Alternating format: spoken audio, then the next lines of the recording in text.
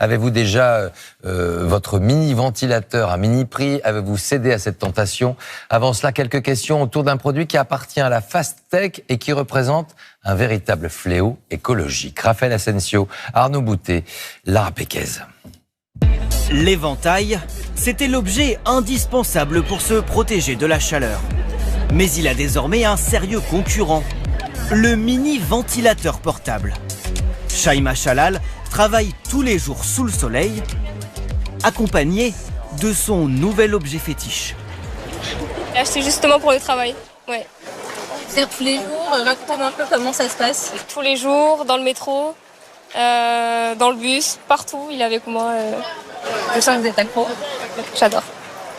Ces touristes londoniennes sont elles aussi séduites. On peut le plier, le poser sur la table. Je ne peux pas quitter la maison sans lui. S'il n'est pas chargé, je ne pars pas. C'est comme un téléphone. On rentre chez nous le recharger.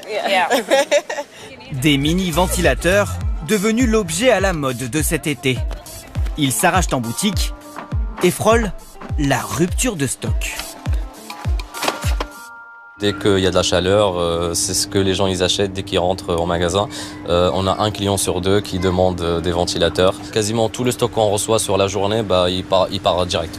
Mais vraiment, ça nous fait pas la journée.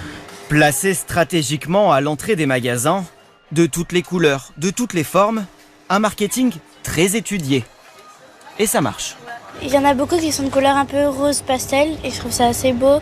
Enfin, c'est pas un gros ventilateur énorme qui est pas...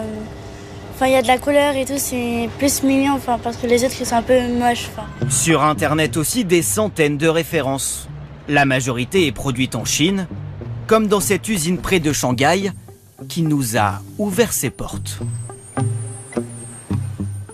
Voici nos lignes de production.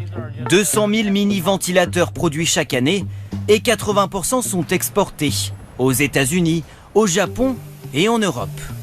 Pour séduire dans ce marché devenu ultra concurrentiel, les fabricants cherchent à se démarquer. Comme vous pouvez le voir, de la brume sort. Vous le placez ici et après tout votre corps refroidit. Il y a ce gros objet, c'est la puissance max. Oh mon Dieu, c'est trop fort. Des gadgets, souvent en plastique, à la durée de vie limitée selon des associations de défense de l'environnement, qui estiment que plusieurs millions de mini-ventilateurs sont jetés chaque année.